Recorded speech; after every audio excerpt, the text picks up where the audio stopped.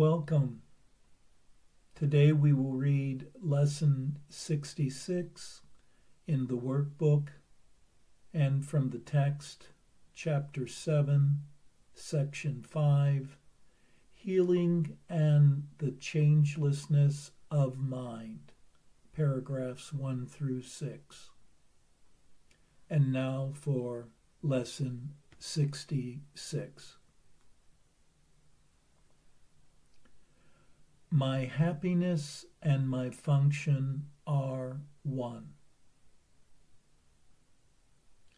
You have surely noticed an emphasis throughout our recent lessons on the connection between fulfilling your function and achieving happiness. This is because you do not really see the connection. Yet there is more than just a connection between them. They are the same. Their forms are different, but their content is completely one. The ego does constant battle with the Holy Spirit on the fundamental question of what your function is. So does it do constant battle with the Holy Spirit about what your happiness is. It is not a two-way battle. The ego attacks and the Holy Spirit does not respond. He knows what your function is. He knows that it is your happiness. Today we will try to go past this wholly meaningless battle and arrive at the truth about your function. We will not engage in senseless arguments about what it is. We will not become hopelessly involved in defining happiness and determining the means for achieving it. We will not indulge the ego by listening to its attacks on truth. We will merely be glad that we can find out what truth is. Our longer practice period today has as its purpose your acceptance of the fact that not only is there a very real connection between the function God gave you and your happiness, but that they are actually identical. God gives you only happiness. Therefore, the function He gave you must be happiness, even if it appears to be different. Today's exercises are an attempt to go beyond these differences in appearance and recognize a common content where it exists in truth. Begin the 10 to 15 minute practice period by reviewing these thoughts. God gives me only happiness. He has given my function to me. Therefore, my function must be happiness. Try to see the logic in this sequence, even if you do not yet accept the conclusion. It is only if the first two thoughts are wrong that the conclusion could be false. Let us then think about the premises for a while as we are practicing. The first premise is that God gives you only happiness. This could be false, of course, but in order to be false, it is necessary to define God as something he is not. Love cannot give evil, and what is not happiness is evil.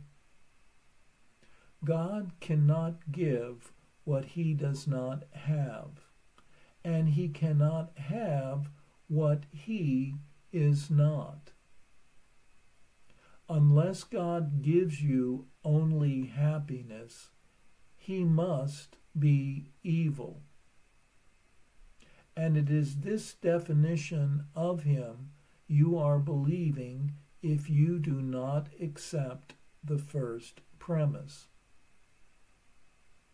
The second premise is that God has given you your function. We have seen that there are only two parts of your mind. One is ruled by the ego and is made up of illusions. The other is the home of the Holy Spirit, where truth abides. There are no other guides but these to choose between, and no other outcomes possible as a result of your choice, but the fear that the ego always engenders and the love that the Holy Spirit always offers to replace it. Thus, it must be that your function is established by God through his voice, or is made by the ego, which you have made to replace him. Which is true? Unless God gave your function to you, it must be the gift of the ego. Does the ego really have gifts to give? Being itself an illusion and offering only the illusion of gifts? Think about this during the longer practice period today.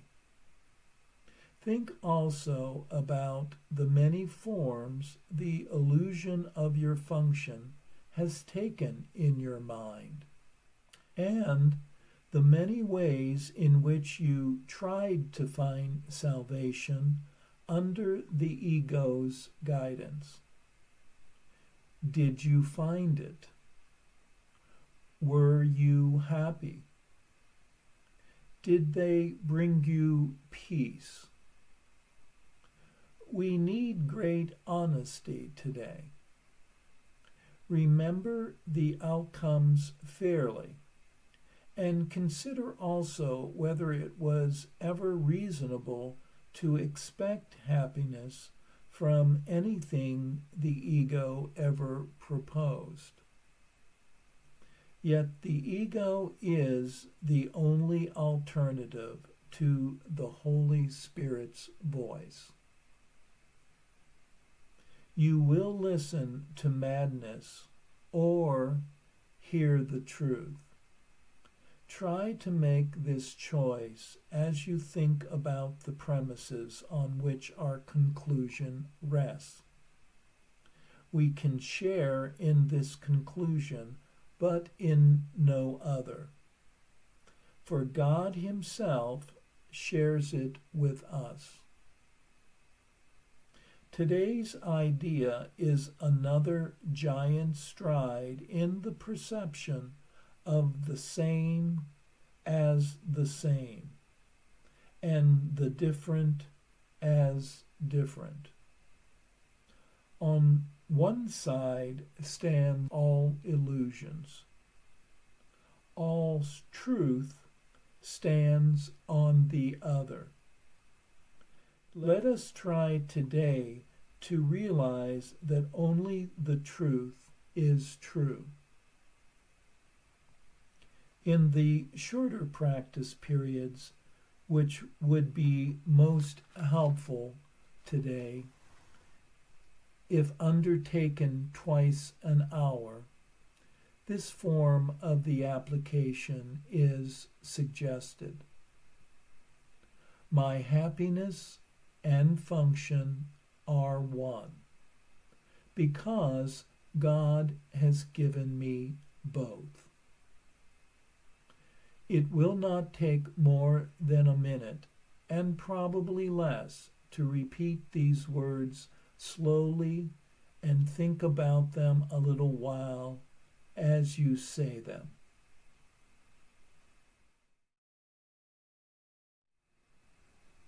Joy and happiness are used synonymously throughout the Course, which tells us that our natural state is to be joyous.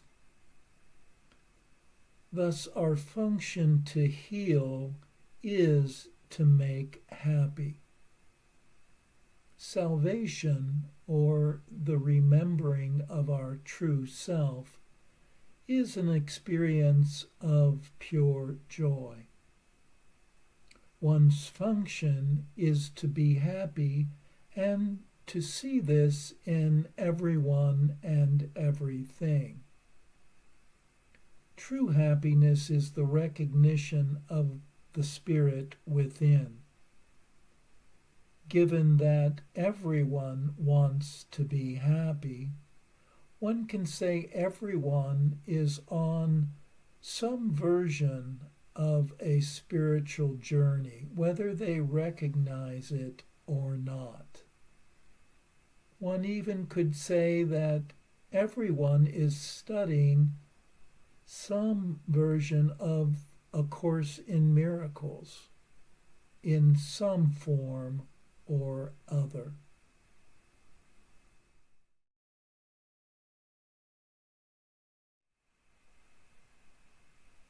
And now for our text reading for today from Chapter 7, Section 5, Healing and the Changelessness of Mind, paragraphs 1 through 6. The body is nothing more than a framework for developing abilities, which is quite apart from what they are used for. That is a decision. The effects of the ego's decision in this matter are so apparent that they need no elaboration. But the Holy Spirit's decision to use the body only for communication has such a direct connection with healing that it does need clarification. The unhealed healer obviously does not understand his own vocation. Only minds communicate. Since the ego cannot obliterate the impulse to communicate, because it is also the impulse to create. It can only teach you that the body can both communicate and create, and therefore does not need the mind. The ego thus tries to teach you that the body can act like the mind, and is therefore self-sufficient. Yet we have learned that behavior is not the level for either teaching or learning, since you can act in accordance with what you do not believe. To do this, however, will weaken you as a teacher and a learner, because, as has been repeatedly emphasized, you teach what you do believe. An inconsistent lesson will be poorly taught and poorly learned. If you teach both sickness and healing, you are both a poor teacher and a poor learner. Healing is the one ability everyone can develop and must develop if he is to be healed.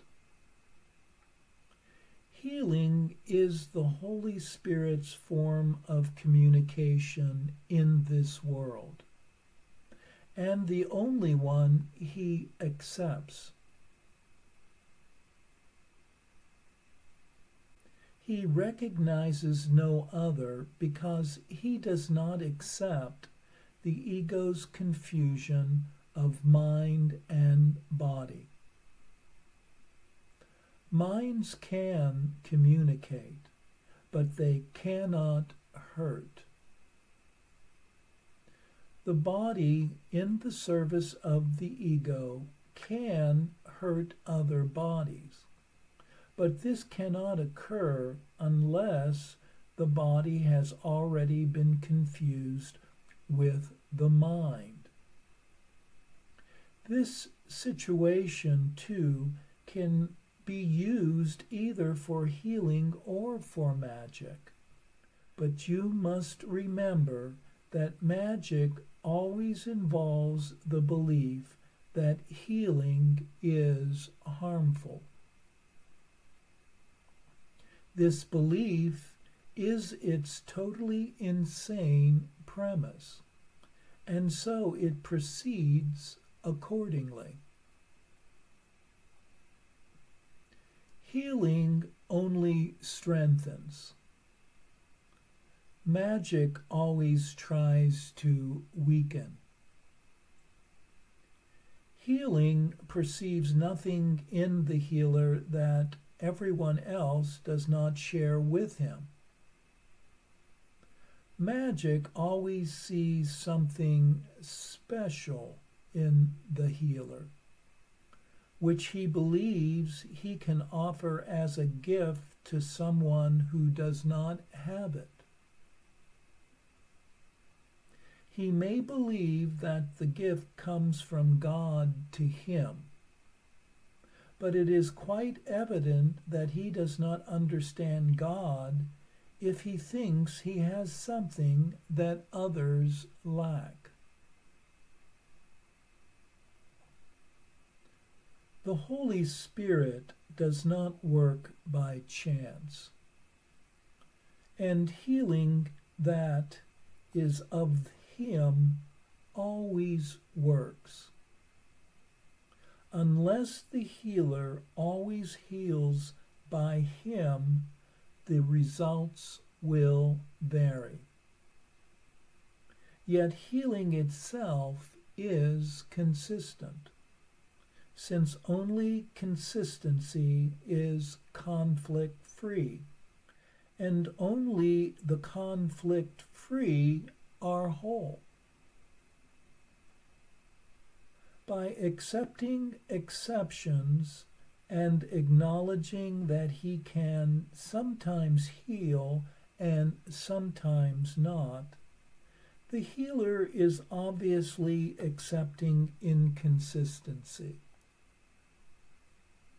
He is therefore in conflict and is teaching conflict. Can anything of God not be for all and for always? Love is incapable of any exceptions. Only if there is fear does the idea of exceptions seem to be meaningful.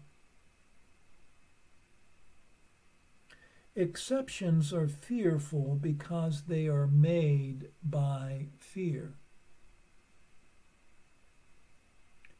The fearful healer is a contradiction in terms and is therefore a concept that only a conflicted mind could possibly perceive as meaningful. Fear does not gladden. Healing does. Fear always makes exceptions. Healing never does. Fear produces dissociation because it induces separation. Healing always produces harmony because it proceeds from integration. It is predictable because it can be counted on. Everything that is of God can be counted on because everything of God is wholly real.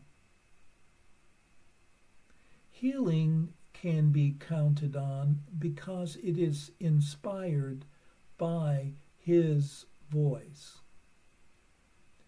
and is in accord with His laws. Yet if healing is consistent, it cannot be inconsistently understood. Understanding means consistency because God means consistency. Since that is His meaning, it is also yours. Your meaning cannot be out of accord with His because your whole meaning and your only meaning comes from His and is like His. God cannot be out of accord with Himself, and you cannot be out of accord with Him. You cannot separate yourself from your Creator, who created you by sharing His being with you.